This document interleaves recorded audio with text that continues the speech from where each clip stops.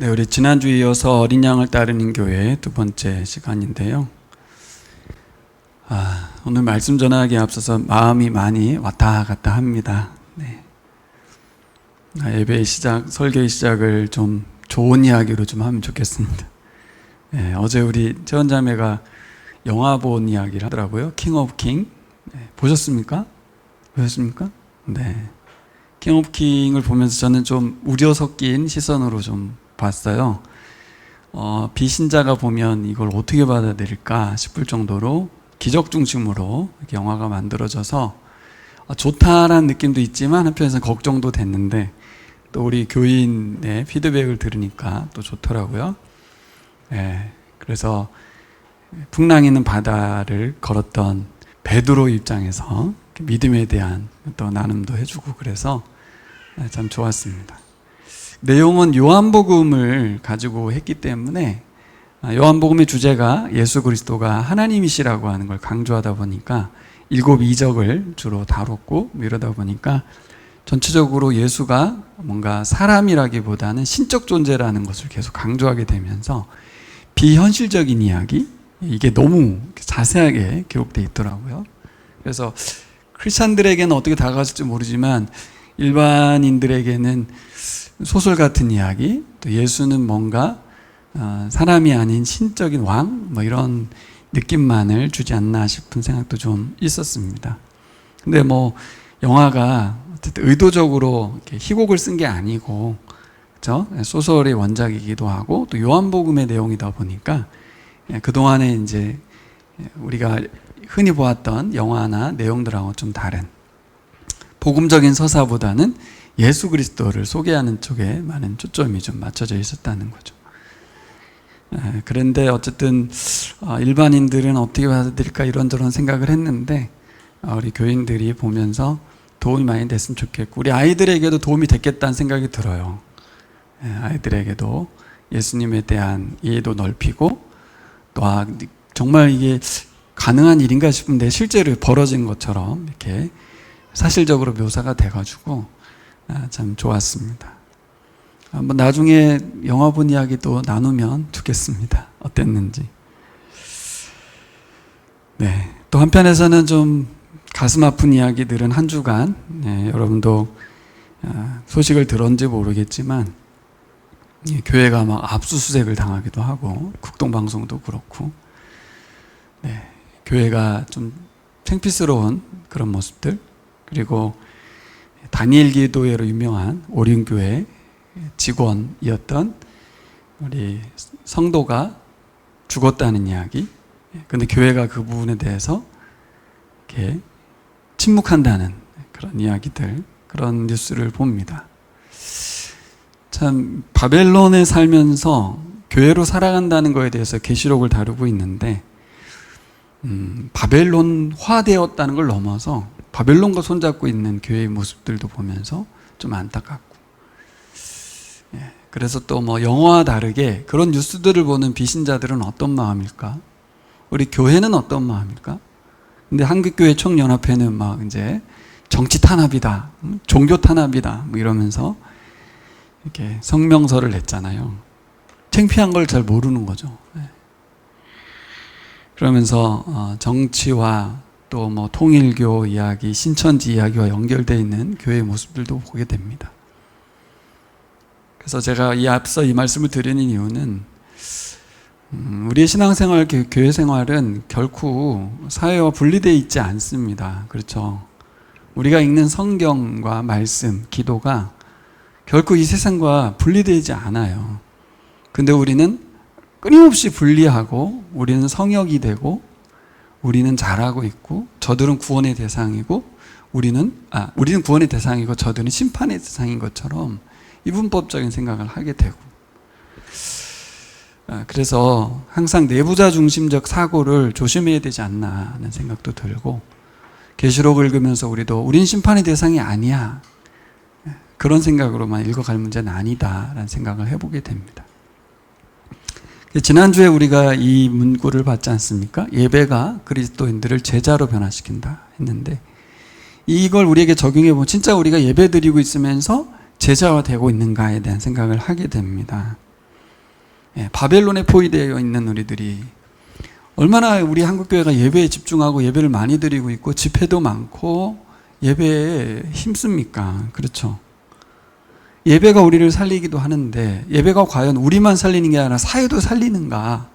우리가 드리는 예배가 이 사회를 변화시키는 그 촉매자 역할로서 우리가 변화되고 있는가라는 질문이 있는 거죠. 그래서 우리들이 하나님의 존귀하심과 영광을 노래하고 높이는 이 노래를 부르는 삶이, 그렇죠? 세상을 변화시키는 데 있어서 나를 변화시키고 있는가에 대한 얘기에서 지난주에 뭘 생각했습니까? 미국 사회를 전복시켰던 흑인들의 영가 이야기를 했죠. 왜 영가라고 부를까요? 스피리추얼 송인 거잖아요. 그들의 노래 속에 성경적인 의미가 담겨 있고 그 노래를 부르는 가운데 그들의 정신이 하나가 되어서 결국은 백인이 곡해에서 가르치고 있는 말씀에 굴복당하지 않고 오히려 그 예배를 통해서 말씀을 실현해낸 그런 역전의 이야기를 우리가 잠깐 다뤘는데, 실제 요한계시록의 내용에 있는 그 노래들도 결국 우리끼리 좋자는 게 아니라 그 예배를, 그 노래를 부르면서 로마 시대의 교회가 교회다워지고 세상에 영향력 있는 모습을 보였다는 거 아니겠습니까? 우리의 예배도 그렇게 변화되기를 소망합니다. 그래서 뭔가 우리 예배가 이렇게 뭐 가벼워졌다기보다는 계속 편하게 드리고 있는 한국 사회에서 예배 드림이 다시 한번 무겁게 다가오는 그런 한 주간이었습니다. 그래서 환난과 핍박이 심하게 다가오고 있다, 이게 뭐 이런 말이 이 시대에는 안 어울리잖아요. 그렇죠?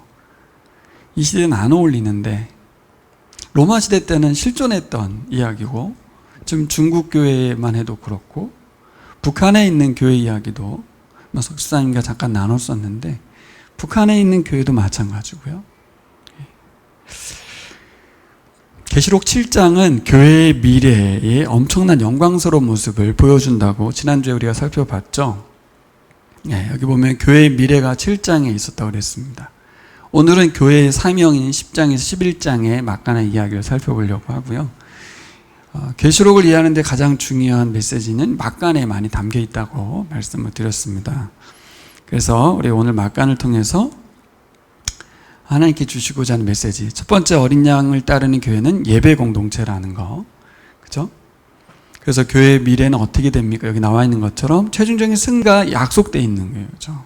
예수께서 부활하시고 승리하시고, 그리고 교회가 영광스러운 존재로 변화될 것이라는 믿음, 이 믿음이 없이는 인내하기 어렵겠죠. 하나님의 영광에 참여하게 될 거라는 소망, 이것은 사도 바울의 편지에 계속 등장하는 주제입니다. 근데 이걸 오늘날에 읽을 때는 그게 현실적으로 잘 안 다가와요. 사실 세상에서 지상천국 같은 나라는 제가 보기엔 대한민국인 것 같아요. 이 시대의 현 시점에서 보면 가장 지상천국인 나라는 어디일까? 나라에서 돈도 주잖아요. 그죠? 이런 나라가 흔치 않죠. 옛날에는 서구 유럽을 닮아가려고 했지만 현재 민주주의가 가장 잘 시행되고 있는 나라라고도 하는, 미국만 봐도 아주 그냥 폭군 아닙니까? 전 세계에 돈 뜯어내고 있고 이민자들을 축출하고 있고 감옥에 가두고 있는 나라, 꼭 로마 같은 모습을 보이고 있는 미국을 볼 때 거긴 아름다운 나라가 아니에요. 미국이 아닙니다. 거긴 지옥 같은 나라예요. 이 천국 같은 곳에 살다 보니까 교회가 어떤 모습이어야 되는지에 대해서 오히려 고민하게 돼요. 그래서 오늘 마지막 결론은 사실 고난받는 교회의 이야기거든요. 교회가 고난을 전혀 받지 않고 있는 이 한국 교회가, 우리 교회가 어떻게 어린 양을 따를 건가에 대한 고민이 좀 있습니다. 설교를 준비하면서도 현실이 너무 다른 이 상황 속에서 요한계시를 우리가 어떻게 적용할까에 대한 고민이 생긴 거예요. 자, 오늘 말씀, 어떻게 우리가 고난받는 환경 속에서도 교회의 사명을 감당할까? 그렇죠? 어린 양을 따르는 교회는 예배 공동체고, 두 번째는 사명 공동체라는 주제를 다루고 있습니다. 우리가 지난주에는 예배에 대한 부분을 다뤘습니다. 그렇죠? 예배 드리는 것 때문에 죽음에 대한 위협이 존재했던 시대에 역설적으로 예배야말로 바벨론이라고 하는 로마 세력을 전복시키는 근원적인 힘이었다. 그래서 예배가 흔하고 또 가벼워질 수 있는 이 시대 우리 상황 속에서 우리들에게 주는 아주 귀한 말씀이었어요.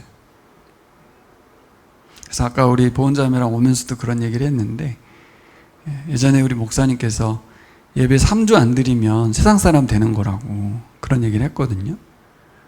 그러니까 우리가 예배가 가벼워질 수 있다는 게 그런 거, 언제나 드릴 수 있기 때문에 좀 가벼워 여긴다는 거는 이렇게 빠지고 저렇게 빠져서 3주 빠지면 한 달 빠지는 거거든요. 그러고 나서 그분을 보면 맹한 사람이 되는 거예요, 그냥. 그런 걸 떠나서 전혀 영향력이 없는 거죠. 그래서 예배를 어떻게든지 예배의 자리를 사모하고 예배 드리는 시간을 확보해내는 것도 이 시대에 어떻게 보면 전쟁 같은 일인 것 같아요. 유혹이 오거든요. 가벼워지니까. 그래서 이 시대는 고난보다는 편안이 우리에게 고난이 아닌가. 이런 얘기 많이 들어보셨죠? 네. 실제로 위기의식을 가져야 될 것 같습니다. 편하기 때문에 언제나 할 수 있기 때문에 긴장되지 않는 우리의 예배. 그래서 계시록이 우리에게 도전을 주는 것 같아요. 이런 시대에 예배드렸던 사람들, 이런 시대에 예배드렸던 사람들의 예배는 어떤 모습인지 이런 것들을 오늘 또 살펴볼 수 있어서 감사를 드립니다. 오늘 말씀은 8장부터 11장까지 말씀을 살펴보려고 하는데요. 8장 1절을 한번 가보겠습니다. 8장 1절 같이 읽겠습니다. 그 어린 양이 7째 봉인을 뗄 때에 하늘은 약간 반 시간 동안 고요하였습니다. 어린 양이 이제 7번째 인을 뗍니다. 6번째 인과 7번째 인 사이에 막간 있었죠. 그리고 7번째 인은 8번째가 없고 나팔재앙으로 넘어가는 거죠. 근데 그때 반 시간쯤 고요하다라는 표현이 있습니다. 이걸 한번 상상해 보시면 좋겠어요. 반 시간쯤이면 30분 정도라고 그냥 보고, 고요하다, 아무 소리도 없다. 이게 어떤 의미냐면 앞에 무슨 일이 있었는지 7장을 봐야 돼요. 7장이 지난주에 무슨 일이 있었습니까? 하늘에서 하나님께 찬양 드리는 예배의 시간이 있었거든요.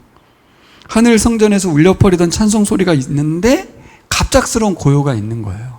그래서 이 상황 전개를 좀 생각해 볼 때 요한이 환상 가운데 반 시간쯤의 고요한 시간을 볼 때 뭘 보는 거예요? 2절 이하를 보는 거죠. 하나님 앞에 7 천사가 쫙 서 있습니다. 7 나팔을 불어요. 받습니다. 근데 여러분 나팔 그러면 뭐가 떠오릅니까? 트럼펫이 떠오르잖아요. 아니면 이거? 근데 사실 양각 나팔이에요. 뿌뿌 소리 나는 거. 그것도 좀 바뀌어야 되고, 한 천사가 제단 곁에 서서 금향로를 가지고 많은 향을 받았다라고 하지 않습니까?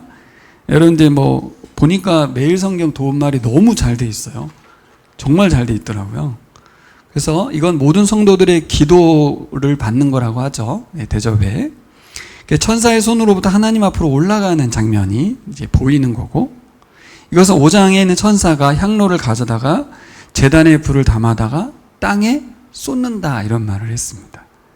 이 향로는 거기 향을 담는 거기 때문에 그거를 이렇게 부어버리면 이제 재가 떨어질 거 아닙니까? 그래서 심판에 대한 상징인 거죠. 자, 이것을 이제 앞뒤로 연결시켜 보면 이건 교회 성도들이 기도하는 것들을 천사들이 하나님께 올려드리고 하나님은 그 기도에다 응답으로 땅을 향하여 심판하시는 그런 장면을 볼 수 있어요. 그죠? 하나님의 응답이죠. 그래서 지난주 설교 말미에 제가 잠깐 말씀드렸는데 6장에서 보면 하늘 제단 곁에 서서 순교자들의 기도가 나옵니다. 언제까지 하나님 저들을 향하여 가만히 계십니까? 응답해달라고 하늘에서 기도하거든요. 근데 이 땅에 있는 지상교회도 기도하고 그 기도에 대한 응답이 펼쳐지고 있는 것이 바로 이 재앙 시리즈라고 볼 수 있는 거예요. 그리고 나팔 재앙, 그리고 대접 재앙을 통해서 최종적으로 하나님의 심판이 땅에 쏟아지는 것입니다. 근데 이 장면에서 우리가 좀 생각해 봐야 될 건 뭐냐면 이 기도에 대한 이야기라는 것만이 아니라 하늘에서 울려 퍼지고 있던 찬송과 예배가 잠시 멈춰지고 중지되고 반 시간쯤 하나님께서 이들의 기도를 들으신다는 거예요. 예배를 멈추게 하신 하나님. 전 여기서 좀 생각해 볼 필요가 있어요. 여러분, 예배 그러면 우리는 일방적으로 드리는 거잖아요. 근데 예배는 만남이라는 소리 들어보셨죠? 근데 들어는 봤지만 진짜 만남인가 해서 좀 고민이 되는 건 뭐냐면, 우리는 그동안 예배를 계속 드리는 것만 생각했어요. 계속 드리는 거예요. 헌금도 드리고 기도도 드리고. 근데 사실 이 장면을 잘 보면 하나님께서 기도를 들으시기 위해서 멈추게 하시고 하나님께서 지금 일하고 계시다는 거예요. 만나주고 계신 거죠. 이걸 좀 생각해 봐야 돼요. 그래서 제가 예배 드리기 전에 우리가 첫 시간을 침묵 기도를 제가 시작하는 이유도 계속 뭔가 하고 있어요. 우리가 드리고 있고 그 생각을 멈추고 소리를 끄고 이게 잘 안 되는 거예요. 이 시대에는 계속 뭔가를 듣고 읽고 보고 쓰고 우리의 행위만 있지, 이게 예배라고 생각하고 있지만 실제적인 예배는 가만히 있는 것을 통해서 하나님의 임재를 느끼고 맛보는 것입니다. 요즘 우리 청년들이 사김의 기도 책을 읽고 계신 것 같은데 거기에 그 내용이 나오죠. 우리 최원자매가 얘기하더만요. 이렇게 가만히 있는데 잡생각만 나고 기도가 안 됐다. 그렇죠. 맞습니다. 저도 그랬어요. 20대 초반에 그랬어요. 1시간 기도한 것 같은데 5분 지난 것 같은 그런 거 있잖아요. 그래서 좀 훈련, 계속되는 노력이 필요하고, 그래서 말씀을 좀 많이 보고 침묵할 필요가 있다, 이런 말씀도 제가 드렸는데, 갑자기 그냥 아무 생각 없이 앉아있으면 딴 생각이 막 나죠. 뭔가를 하다가 멈췄기 때문에 그렇죠. 그래서 말씀을 좀 보는 것도 좀 좋을 것 같다, 이런 말씀을 드렸는데, 오늘 하나님께서 막 올려주고 있는 찬송 소리를 그치게 하고 멈추게 했다는 것을 우리가 좀 생각해 볼 필요가 있어요. 예배 시간은 하나님도 우리를 예배하는 거라고 저는 이렇게 말하고 싶어요. 이 표현이 이상한가요? 예배는 만남이라니까 맞는 말이죠. 예배는 칭찬하고 인정하는 거라고 했잖아요. 우리를 하나님의 자녀로, 자신의 사랑하는 대상자로, 그죠? 하나님과의 교제의 대상자로 인정하는 시간이라면 우리만 하나님을 예배하고 있는 게 아니라 하나님도 우리를 예배하는 거다.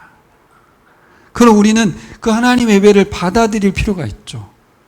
그래서 우리 교회 예배 순서를 바꾼 게 설교부터 하는 거예요. 그래서 하나님의 은혜부터, 하나님 말씀부터 듣고 그에 대한 감사와 반응으로 찬송을 드리는 겁니다. 헌금도 나중에 하고 싶은데 그러면 그냥 시작하자마자 바로 설교부터 하는 거라 조금 어색할 것 같아서 헌금 먼저 드리고 찬송 한 거 하고 바로 설교합니다. 이 개념을 바꾸는 게 굉장히 어려운 것 같아요. 이게 왜 문제냐면 제사 제도를 생각한다는 거 있죠.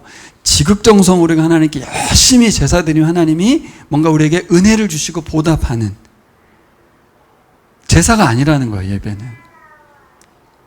그래서 인격적인 하나님과의 관계라는 걸 생각할 때 오늘 하나님께서 이 계시록에 기록된 대로 찬송 소리를 멈추게 하시고 하늘이 고요했다는, 그래서 우리의 기도를 들으셨다는, 그것도 잠깐 듣는 게 아니라 긴 시간 들으셨다는 이 장면을 여러분 꼭 기억하시기를 바랍니다. 또 하나 생각해 봐야 될 거는 교회의 사명이, 오늘 사명이 주제인데 첫 번째는 기도라는 거예요. 어떤 기도를 드렸을까 하는 거예요. 성도의 기도인데 어떤 기도일까 묵상해 보셨습니까? 근데 그냥 생각할 게 아니라 계시록의 내용을 잘 보시면 이 기도가 뭔지가 알아요. 무슨 기도를 했는지는 안 나오죠. 근데 하나님께서 땅을 향하여 이제 향을 쏟아붓잖아요, 천사가. 그 결과로 나타나는 심판의 내용들을 잘 보시면 어떤 의미가 있습니까? 우리가 생각할 때는 고난 가운데 교회가 빨리 건져달라는 기도를 할 것 같지만 그게 아니라 고난 가운데에서도 교회가 사명을 감당하기를 원합니다. 근데 우리에게 힘을 주세요. 또 두 번째 기도는 어떤 기도냐면 저들이 회개하고 돌이켜서 구원에 이르게 해달라는 기도입니다. 이 내용은 좀 이따가 잠깐 설명해 드릴게요. 그러니까 저들이 빨리 심판받고 없어지게 해주세요가 아니라 회개하고 돌이키게 해달라는 기도일 수밖에 없어요. 그 다음 말씀의 내용이 그거라서 그래요. 그래서 하나님의 정의가 시행되는데, 하나님의 정의는 나를 괴롭히고 교회를 핍박하고 있는 모든 세력들을 다 없애달라는 기도가 아니라 하나님의 사랑으로 저들을 품어달라는 기도입니다. 왜 이렇게 해석이 되냐면, 이어지는 말씀을 잘 보시면 하나님의 나팔 재앙이 첫 번째 나팔부터 쭉쭉 불어지잖아요. 8장 6절부터 나팔이 불려지는데 출애굽의 10재앙의 내용들하고 연결되거든요. 거의 비슷한데 계속해서 나오는 반복된 숫자가 3분의 1이에요. 3분의 1. 따라볼까요? 3분의 1. 예, 3분의 1이면 나머지는 뭡니까? 3분의 2가 되는 거예요. 그렇죠? 매일 성경 하신 분들은 옆에 도움말에도 나오지만 재앙의 대상은 3분의 1. 지금도 한번 오늘날도 적용해 보세요, 여러분. 지금도 산불 피해가 일어나고 있는데 전 지구적이진 않죠. 일부입니다. 해변이 침식되고 있죠. 사막이 증가되고 있습니다. 빙하가 녹아가지고 해수면이 상승되고 있어요. 기온 상승으로 인해서 폭우와 폭염이 계속되고 있는데요. 3분의 1 정도라는 것을 말하고 있어요. 왜 3분의 1입니까? 그것은 하나님이 회개하고 돌아오기를 기다리고 계시다는 거예요. 근데 이게 왜 중요하냐면 앞에 기도와 연결시켜보면 성도들의 기도의 응답이라고 보면 성도들의 기도는 뭐예요? 네, 심판이 아닌 구원에 있다는 거죠. 근데 이 성도들의 기도는 자신들의 뜻이 아니고 하나님의 뜻이 뭔지를 알고 기도하는 거예요. 하나님의 뜻은 심판이 아니고 구원이라. 그렇죠? 그래서 성도들의 기도가 굉장히 중요한데 우리의 기도의 내용이 무엇인가? 우리의 필요를 구하고, 그죠?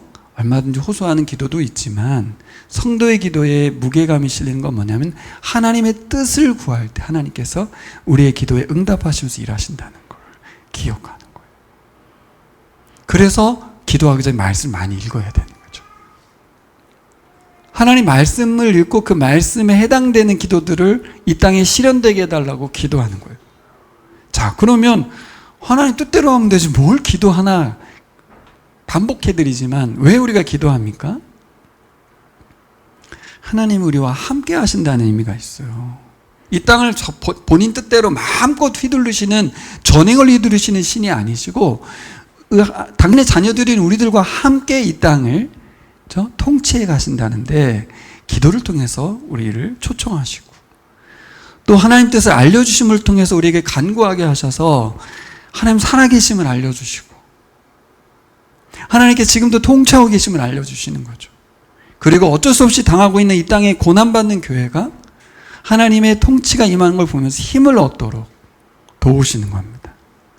그래서 다시 한번 우리가 기도가 우리의 사명이라는 걸 모르진 않았지만 다시 한번 우리 교회가 그렇죠?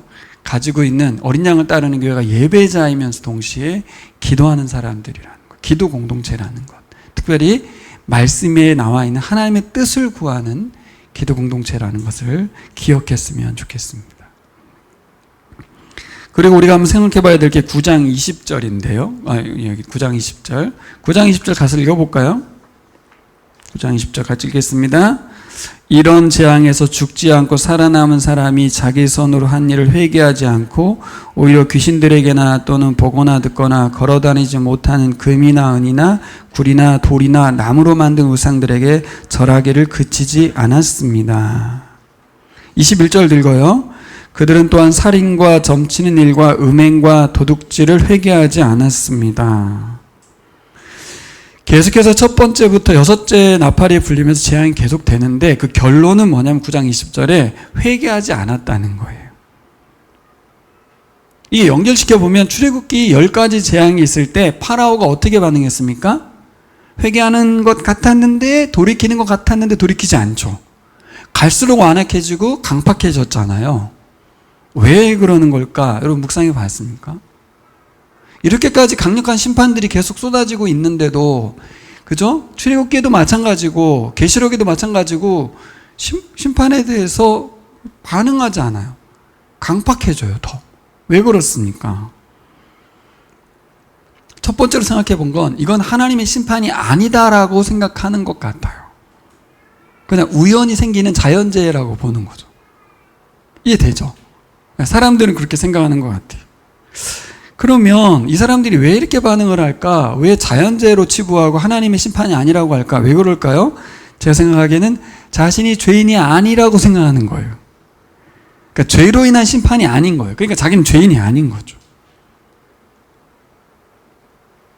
그래서 여러분 그 킹 오브 킹을 보든, 예? 교회가 어떤 실수와 잘못을 했어도 사과나 부끄러움도 모르고 있는 이런 모습들 보면 죄인이 아닌 거잖아요. 그 김정환 목사님 영상 보셨죠? 정말 놀라울 정도로 부끄럽잖아요. 내가 무슨 죄를 졌냐고, 기도해주는 죄가 있냐고 막 이렇게 말씀하시잖아요. 그죠? 죄인이 아닌 거예요. 하나님 앞에 전혀 부끄럽지 않은 거예요. 왜 그렇지? 예. 설사 죄인이라 할지라도 자기가 왜 죄인이 아니냐면 이런 심판을 받을 죄인이 아니다. 무슨 말이냐? 죽을 만큼 징계받을 만큼 죄인은 아니다라고 생각하는 거예요. 내가 무슨 큰 죄를 졌냐라고 생각하는 거예요. 이건 일반인이든 기독교인이든 똑같은 것 같아요. 그러니까 사람들이 다 그래요. 다. 하나님의 심판에 대해서 두려워하거나 무서워하지 않고 죄로 인한 심판이라고 받아들이지 않는 이유는 내가 그만큼 죄진 적은 없어 라는 둔감함에 빠진 거죠. 그렇죠? 파라오가 그랬을 거예요. 근데 여러분, 성경은 그렇게 말하지 않아요. 여러분, 제가 한번 이 말씀을 준비하면 생각해 봤습니다. 곰곰이 생각해 봐서 잠시 모든 걸 내려놓고 천천히 생각해 보세요. 내가 이때까지 평생 동안 지금까지 지은 죄값에 대한 징계를 받으면 얼마나 받으면 될까요? 우리 수환 형제, 내가 지금까지 지은 죄들을 다 해서 죄값을 치른다면 어떤 징계를 받아야 될 것 같아요? 한 10억 원 정도 물어주면 될까요? 성경은 뭐라고 말하고 있냐면 이렇게 말했습니다. 읽어보세요. 시작. 그 형제를 미워하는 자마다 살인하는 자니 살인하는 자마다 영생이 그 속에 거하지 아니하는 것을 너희가 아는 바라. 성경은 이렇게 말하고 있다는 걸 우리가 알아야 돼요. 그러니까 이 말씀의 내용을 보면 우리는 어떤 기준으로 사는 거예요? 자기 기준으로. 그렇죠? 세상은 다 자기 기준으로 죄인이냐 아니냐를 판단하고 있어요. 그러니까 그 심판의 모습들, 자연재해, 예? 산불, 예? 이 지구온난화 모든 것들이 자기 죄가 아니에요. 자기는 죽을 죄를 진 적이 없어요. 하나님 뭐라고 그래요? 형제를 미워하는 건 살인한 거다. 그러니까 살인은 처형이 살인이고, 그죠? 사형에 해당되는 거예요. 이걸 인정할 수 없는 거죠. 그러니까 하나님 말씀 기준이 아닌 세상. 그렇다면 교회는, 어린 양을 따르는 자들은 어떤 세상? 하나님 말씀이 기준이 된다고 믿는 사람들이잖아요. 실제로 제가 아까 예를 든 것처럼 우리 인생 태어날 때부터 지금까지 지은 죄, 드러나지 않은 죄, 남모르게 지은 죄, 속으로 품은 죄 다 하면 10번 죽어도 여러 번 죽었어야 되는 사람들이. 그런 생각 안 하죠. 비신자는 당연히 안 하고. 교인들은 구원받았으니까 안 해버리고. 우리가 이제 계시록을 읽으면서 좀 생각을 바꿔야 돼요. 우리가 어떻게 구원받았고 어떤 상태에서 구원을 받았고 구원받은 자 입장에서 세상이 심판받고 있고 하나님의 징계와 진노가 일어난 이유는 뭐예요? 그걸 통해서 회개에 이르게 하려고 하는. 그래서 우리가 기도하는 거예요.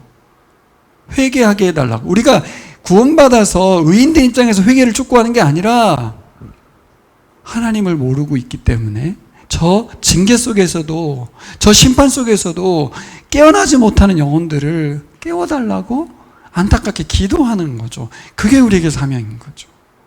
우리가 잘나서도 구원받아서도가 아니라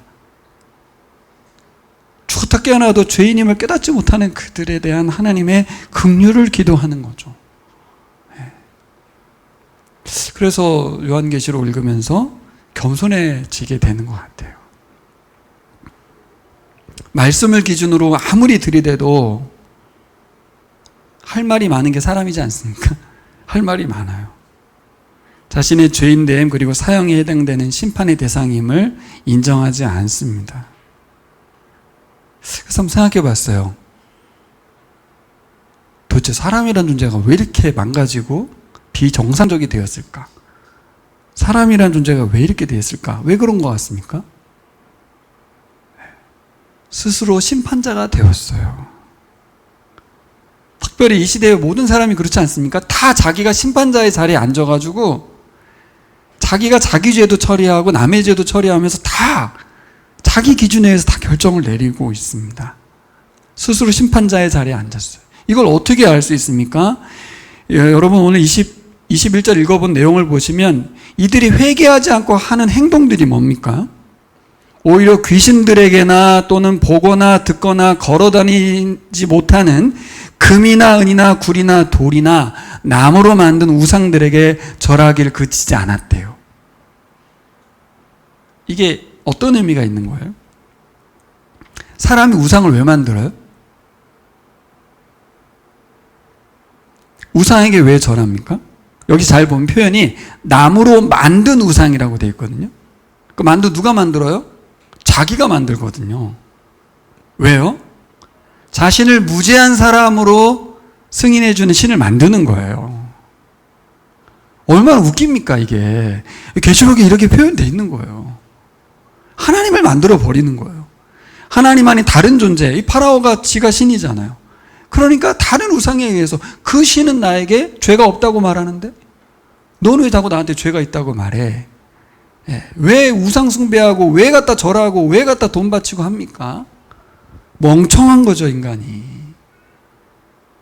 왜 이렇게 멍청해졌어요? 예배 드리지 않는 자. 오직 하나님께만 예배 드리고, 그죠? 하나님과만 교제해야 되는 우리의 이 하나님을 닮은 이 형상이 망가졌기 때문이에요. 아주 근원적으로 하나님을 떠났기 때문이에요. 여러분, 우리는 사람들의 행위에 대한 정죄함이 아니라 사람들의 행위가 너무 사악하고 완악하잖아요. 지난주에 무슨 일이 있었습니까? 60대 아버지가 자기 아들을 사제 총을 만들어가지고 대한민국에 그런 일이 있었어요. 너무 무섭지 않아요, 진짜? 경찰이 막 70분 뒤에 왔대요. 방에서 무서워가지고 막. 그 손자들도 막 헤아렸대잖아요. 그 어떻게 그런 인간이 그렇게 됐습니까? 근데 우리는 얼마나 분노합니까? 그 사람에 대해서. 근데 우리는 그걸 너무 안타까워해야 돼요. 아버지가 볼 때 얼마나 안타깝습니까? 어떻게 그런 일이 일어날 수 있어요, 세상에. 사람이 왜 이렇게 고장났지? 뭐예요? 하나님을 알지 못하니까. 하나님을 예배하지 않은 자가 저렇게 되는 거예요. 우리의 기도가 하나님께 상달된다, 예배를 그치고 우리의 기도를 듣는다, 이것에 만족할 게 아니라 이 내용상 보면 성도의 기도가 너무 소중하죠. 하나님 뜻을 구하는 기도자, 이게 우리에게 사명인 줄 믿습니다. 그래서 왜 아까 제가 서두에 길게 광고했지만 중국인 교회가 세워지는 게 왜 이렇게 중요해요? 이제 미국과 중국이 세계의 패권국가 딱 두 나라거든요. 미국의 교회도 깨어나야 하고 중국의 교회도 깨어나야 돼요. 이제 중국 기독교는 한국 기독교 인구보다 초과된 거 아시죠? 중국 교회는 한국 교회에 대한 위험성을 생각하면서 자체적인 교회를 하고 싶어 해요. 그 전사님도 그렇게 얘기하더라고요. 중국 교회는 좀 다르다. 한국 교회가 미친 안 좋은 영향력도 있기 때문에 더 복음적인 순수한 교회가 되어야 해요. 그 중국인을 깨우는 걸 중국인들이 해야죠. 우리는 같이 기도해야 될 줄 믿습니다. 근데 여러분, 심판만으로는, 징계만으로는 사람들이 회개하지 않잖아요. 그렇죠? 이게 바로 오늘 메시지예요. 지금 9장 마지막 절이. 그렇게 나팔재앙이 계속 불어줬음에도 불구하고 회개하지 않더라. 3분의 1만 그렇게 했는데도 3분의 2들이 회개하지 않더라. 근데 여러분 11장 13절을 가볼까요? 같이 읽어보겠습니다. 여기 나 앞에 있어요. 같이 읽게요. 시작. 바로 그때 큰 지진이 일어나서 그 도시 10분의 1이 무너졌는데 그 지진으로 사람이 7,000명이나 죽었습니다. 그리고 살아남은 사람은 두려움에 휩싸여서 하늘에 계신 하나님께 영광을 돌렸습니다. 놀라운 거는 11장 13절이 사람들이 회개했다는 내용이에요. 이게 사실은 하늘에 계신 하나님께 영광을 돌렸다는 말이. 그러니까 9장 마지막 절에서는 회개하지 않고 그들이 우상에 빠져버리고 사람들이 멍청해진 것들이 나타났는데, 근데 11장 13절은 지진이 일어난 다음에 그 땅의 10분의 1이 그죠? 무너졌다고 했잖아요. 7,000명. 저 7,000명 숫자가 어떤 숫자인 것 같습니까? 엘리야 시대 때 돌아서지 않은 7,000명이 있었죠. 그 숫자가 똑같은 숫자예요. 그리고 당시 예루살렘이 7만 명 정도라고 해요. 그러니까 10분의 1에 해당되는 숫자가 어떻게 했다는 거예요? 죽었다는 거예요. 그러니까 나머지 10분의 9가 회개했다는 거예요. 아, 이거 놀랍죠? 와. 엘리야 시대 때는 7,000명밖에 없었는데 10분의 1에 해당되는 사람만 남았다면 이제는 10분의 9가 회개했다. 어떻게? 그게 이제 10장과 11장에 나와 있는 두 증인의 이야기입니다. 자, 이걸 성경 공부를 쭉 하면서 야, 이거 진짜 한 절 한 절 다 살펴보고 공부하면 너무 좋겠다 싶은 뜨거운 말씀이었어요. 뭐 짧게 전할 수밖에 없는 우리 예배의 구조상 어떻게 이 사람들의 변화가 일어났는가? 두 증인의 사역, 곧 교회의 사역이에요. 이게 교회가 감당하고 있는 사역이고요. 여기 보면 두 촛대와 두 감람나무가 나오거든요. 두 촛대, 촛대는 교회를 의미하고 두 촛대는 딱 두 개의 칭찬받은 교회. 서머나 교회, 빌라델비아 교회. 이 두 교회를 의미합니다. 그래서 교회가 제 역할을 감당함으로 해서 그 도시를 살리고 회개시켰다라는 내용이 계시록에 담겨 있는 거예요. 근데 내용 전체를 다 읽어서 아시겠지만 두 중인은 나중에 죽임을 당하고요. 시체 더미로 도시에 널브러지고요. 엄청난 고난을 당합니다. 근데 하나님께서 그들을 하늘로 들어 올리시고, 뭐와 연결되어 있어요? 예수 그리스도의 십자가 고난과 부활과 연결되어 있어요. 교회가 영광을 받는다고 하고 하나님과 다시 만난다고는 하는데 그건 결과론적인 이야기이기도 하지만 실제로 고난이라고 하는 것은 필수적인 사명을 감당하는 이 땅의 교회는 고난을 받아야만 한다고 사도행전에도 나오죠. 자, 고난을 받아야만 한다는 것은 우리에게 뭘 말하냐면 교회는 예배 공동체, 우리 안에 모여가지고 하나님 막 기뻐하고 예배만 하는 교회가 아니라 교회는 어떤 교회? 선교 공동체라는 거예요. 한번 따라해볼까요? 교회는 선교 공동체, 증인의 삶, 증인 공동체라는 거예요. 10장 11절을 가볼까요? 10장 11절 읽어보겠습니다. 그때 너는 여러 백성과 민족과 언어와 왕들에 관해서 다시 예언을 하여야 한다 하는 음성이 내게 들려왔습니다. 물론 10장에 대한 이야기는 이 사도 요한 개인에게 대한 이야기로 되어 있습니다. 하지만 이것은 우리 교회들에 대한 하나님의 뜻인 거죠. 이런 11장 13절의 반전이, 회개가 없었던 그들이 3분의 1의 땅의 심판을 보면서도 하나님의 참으심과 긍휼하심의 모습들을 보면서도 회개하지 않았던 그들이 어떻게 하나님께 영광 돌리는 존재들로 바뀌었는가? 재앙만으로 되지 않는다. 어떻게 된다? 교회가 이 땅에 주님의 재림을 기다리는 이 땅에 교회가 맡은 사명이 있다는 거죠. 그게 앞서는 기도, 그죠? 예배가 있다면 이제는 증인의 삶, 선교적인 공동체를 말하고 있습니다. 여기 보면 우리가 읽었던 이 두루마리 이야기가 나오잖아요. 한 천사가 땅과 바다를 딱, 이 지구의 모든 부분을 딱 평정하고 있는 천사인 거예요. 그의 손에 들려있는 이 두루마리, 거기에 적혀있는 내용들, 그죠? 그리고 7 울의 천둥 소리가 막 들리는데 이 천둥 소리를 받아 적으려고 하는데 적지 못하게 해요. 왜요? 하나님의 뜻이 다 밝혀진 게 아니고 여기 계시록에 나와 있는 내용만 밝혀지고 감춰진 부분도 있다는 거죠. 그것은 하나님께서 하실 일들인 거예요. 그래서 다 밝혀지지 않는 하나님의 뜻이 숨겨져 있다는 것을 분명히 하고 있어요. 그러나 또 기록된 부분은, 밝혀진 부분은 요한이 기록한 부분들, 여기 계시록에 나와 있는 부분들이. 그러면서 요한에게 다시 가서 예언하라고, 오늘 본문에 다시 예언하란 말했잖아요. 그러니까 이전의 예언은 뭐고 다시 예언은 뭘까? 그 대상이 다른 거죠. 첫 번째 예언의 대상은 교회였어요. 교회.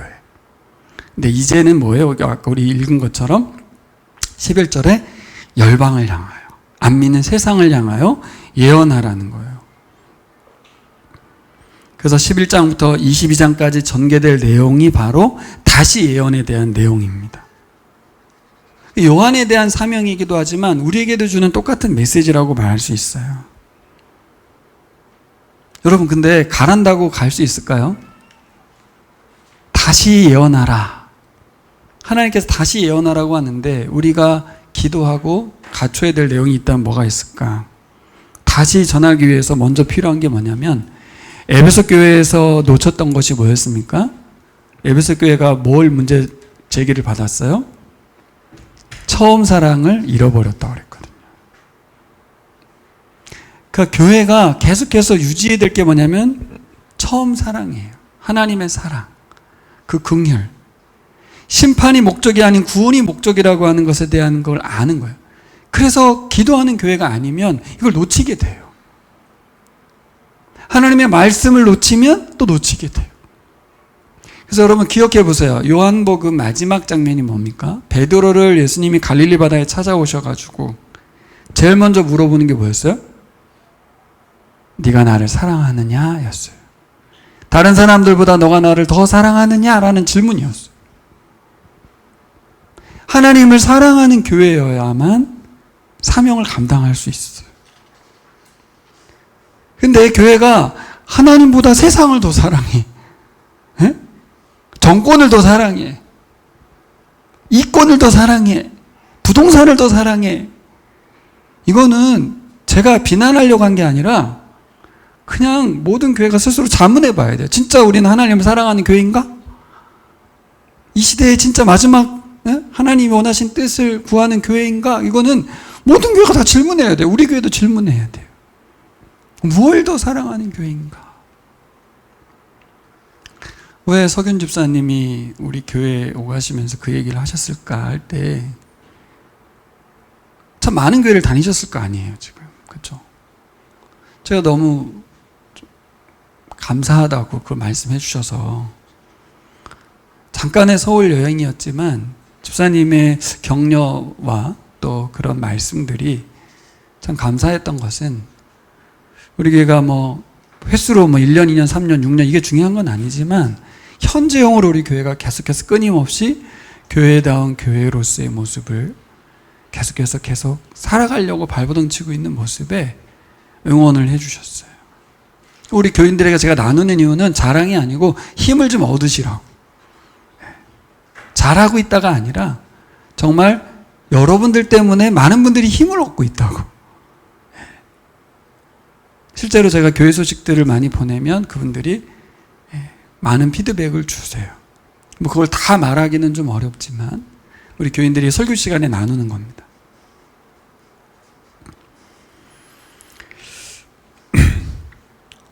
베드로를 찾아서 내가 너를 사랑하느냐라고 물으셨던 것처럼 요한이 회복해야 될 게 세상에 대한 하나님의 사랑이고 교회가 회복해야 될 것이 바로 하나님의 사랑인 줄 믿습니다. 그것은 우리가 말씀에 창념할 때, 기도할 때 일어나요. 그래서 8절 9절에 보면 이 말씀 같이 읽겠습니다. 시작. 이것을 받아 먹어라. 이것은 너의 배에는 쓰겠지만 너희 입에는 꿀같이 달 것이다 하였습니다. 나는 그 천사의 손에서 그 작은 두루마리를 받아서 삼켰습니다. 그것이 내 입에는 꿀같이 달았으나 먹고 나니 뱃속은 쓰렸습니다. 뭐 이것은 여러분들도 다 묵상해서 아시겠지만 우리 교회도 말씀에 대한 소중함과 중요함을 알아서 큐티하는 교회고 계속해서 말씀에 대해 강조하고 있지만 여기서 말할 때는 먹어야 된다고 했거든요. 먹으라고. 그러면 입에는 달 건데 속에는 쓴다고 했거든요. 여러분도 한번 큐티해 보셨죠? 말씀을 내면화해야 된다는 얘기죠. 말씀을 정보나 사건으로 정보로만 하지 말고 사건을 만들라는 이야기예요. 그 말씀을 실천하고 순종해내서 이야기화하라는 거예요. 옛날에 있는 정보, 역사가 아니라 오늘날의 이야기로 바꿔내라는 거죠. 그렇죠? 말씀을 소유하는 게 아니라 말씀의 지배를 받으라는 거예요. 여러분, 그래서 결국은 우리가 로마 시대를 살면서 편안이 문제인 거라서 불편해져야 돼요. 말씀에 순종하기 위해서 움직여야 되고 사람을 만나야 되고 사건을 시작해야 돼요. 근데 그게 내주도가 아니라 말씀과 기도 가운데서 선교적인 삶의 영역에서 움직이는 거예요. 갈수록 여러분 우리가 훈련받는 것에 있어서 불편하고 힘들잖아요. 이 시대에. 그렇죠. 많은 말이 제게 들립니다. 이상홍 목사님은 계속 훈련시킨다고. 근데 사실 과거의 어떤 교회들과 그동안의 교회 생활을 보면 제가 하고 있는 거는 그냥 평범한 건데 이 시대에서는 유난한 걸로 보여요. 아마 더 그럴 거예요, 앞으로. 진짜 1년에 훈련을 하나 받기도 어려운 시대를 살고 있어요, 우리가. 근데 훈련을 몰라서 배우는 게 아니에요. 우리를 깨우기 위해서, 근신하기 위해서. 또 실제로 훈련을 받고 뭐 독서 모임이든 뭐든 하고 나면 분명히 다른 스토리가 쓰여지더라고요. 제가 램스를 하면서 느꼈어요. 별것도 아니에요. 사실 책 읽고 나누는 정도밖에 숙제도 없어요. 편해요. 하지만 우리 양지 집사님, 민주사님 참여했는데 별게 아닌 게 아니에요. 그런 게. 근데 굉장히 힘들죠. 8주 동안 정한 시간에 들어가서 사람들과 나누고 모르는 사람과 말하고 쉽지 않습니다. 근데 여러분, 말씀이 단 건 뭐예요? 말씀을 내면화했을 때라는 게 뭐예요? 순종했을 때, 말씀대로 살아봤을 때 갖는 그 기쁨을 알기 때문에. 근데 쓰다는 건 뭘까요? 쓰다는 건. 쓰다는 건 여러 가지 관점이 있을 텐데 계시의 내용 자체가 심판에 해당되잖아요. 그렇죠? 그러니까 내용 자체가 환난과 핍박 가운데서 이 근심이 있는 거예요. 이 심판대로 시행되는 저 사람들은 고난을 받게 되는데 하나님 뜻대로 살지 않으면 저희들 고통받을 수밖에 없는데라는 것을 말하는 거니까. 회개를 거부하는 것에 대한 분노일 수도 있다는 거죠. 회개를 거부하면 어떻게? 또 증언의 사역을 함에 있어서 동반되는 반대와 박해, 이게 또 있겠죠. 그죠? 쓴맛이 여러 가지가 있을 거예요.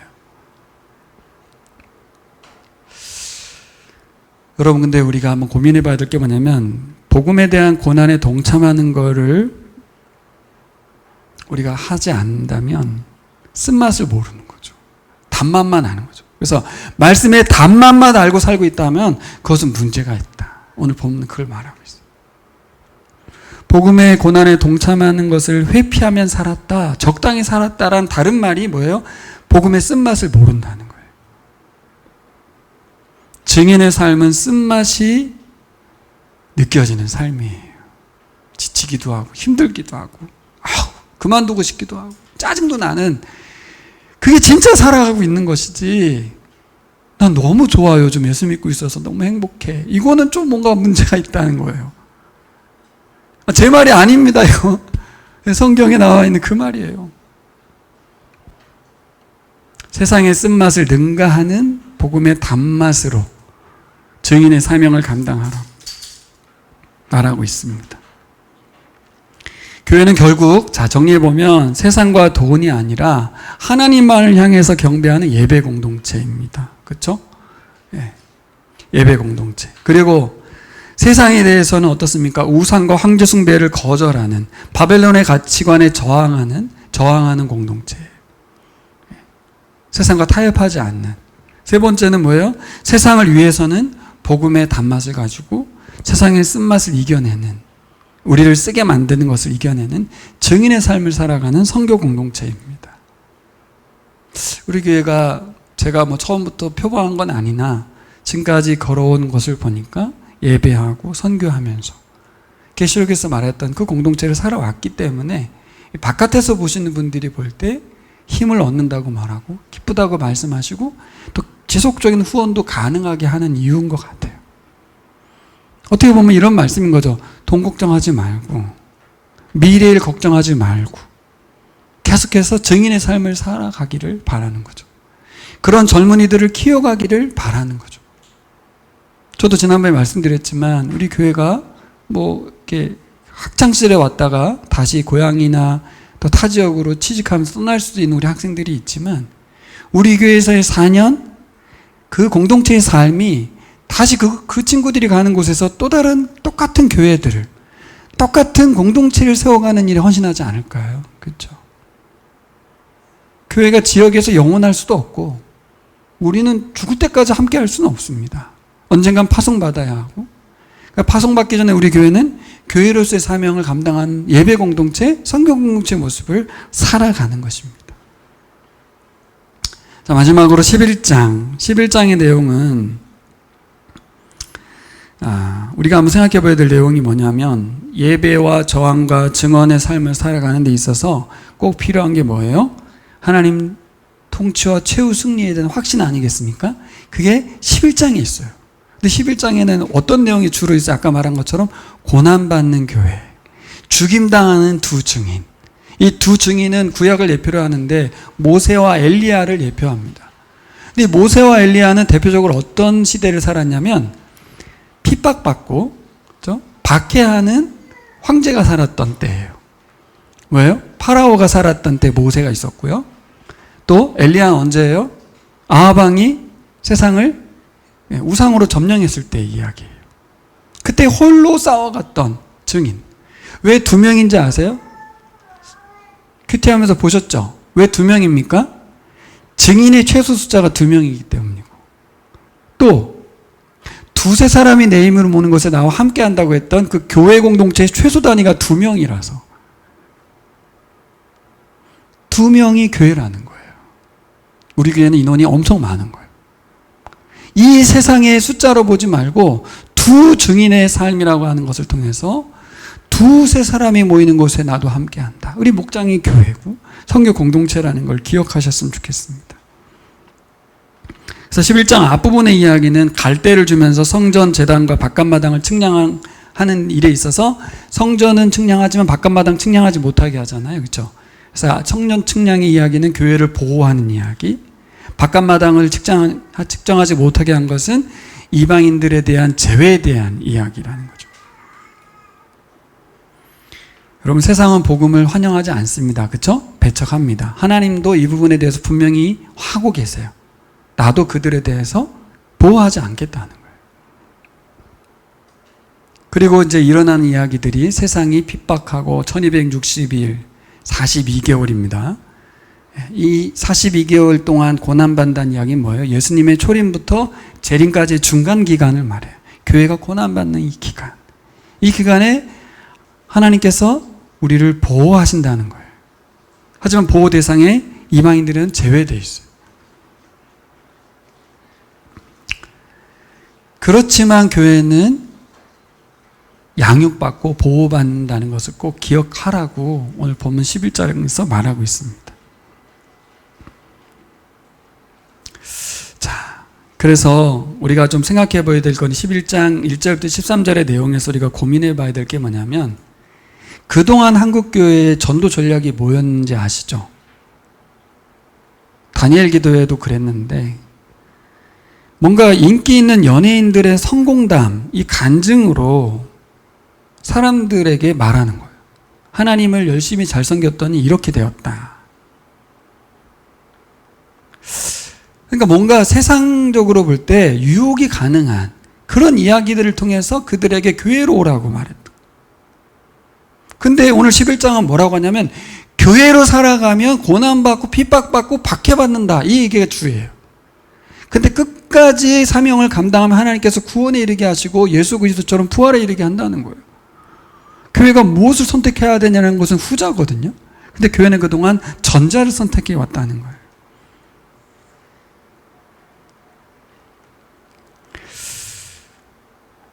여러분, 교회가 열방으로부터 구원받는 목적은 단지 구원을 받기 위해서가 아니에요. 신실한 증인의 삶을 통해서 열방을 구원하기 위해서 우리가 구원받은 줄 믿습니다. 우리가 먼저 예수 믿고 교회로 살고 있는 이유는 우리끼리 잘 되고 다른 사람도 우리 안에 들어와서 잘 되라고 하는 게 아니라 그들이 하나님의 통치를 받는 사람들이 되어서 진정한 구원에 이르게 하도록 돕기 위해서 존재하는 좀 있습니다. 그러니까 사명을 감당해야 돼요. 사명을 감당하는 자들이 고난을 받죠. 사명을 안 감당하는 사람은 고난을 받지 않습니다. 아무 일도 안 일어납니다.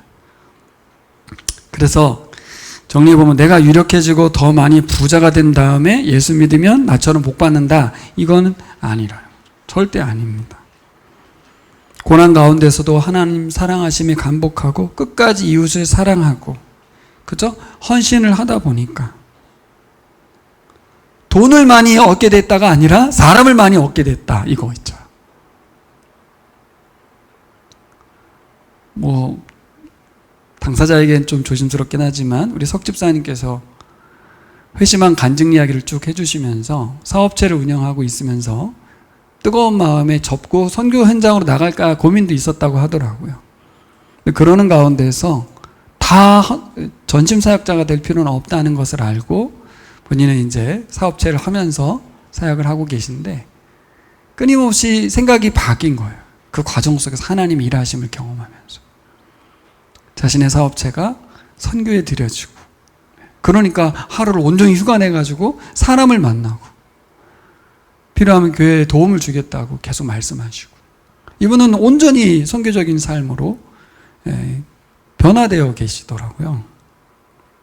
그러니까 고난도 많고 불편함도 많죠. 얼마나 비아냥되고 사람들이 뭐 그러겠어요. 정리해 보겠습니다. 여러분, 십자가의 도를 전하면서 말이 아닌 삶을 통해서 전하는 것에 대해서 다시 한번 생각해 봤으면 좋겠습니다. 크리스토퍼 라이트 책이 좀 어렵긴 하나 여러분 기회가 되시면 하반기에도 열리긴 할 텐데 한번 도전해 보시면 어떨까, 읽으면서 나누면서 생각해 보고. 그래서 앞서 말씀드렸던 거 있죠. 다니엘 기도회 서울 5자로 시작하는 교회 미디어실에 방송국에서 일하던 PD분께서 쉬지 않고 일하시는 바람에 순직하셨고, 교회가 산업재해에 약속해 놓고서 해주지도 않고, 그래서 그 사모님, 그 아내분께서 지금도 다시 인터뷰 실었는데 내가 원하는 건 딱 한 가지, 교회의 진정한 사과. 근데 그걸 안 하는 거예요 지금. 약속해 놓고 해주지 않고. 올해도 9월 달부터 다니엘 기도가 또 시작되는지는 잘 모르겠지만,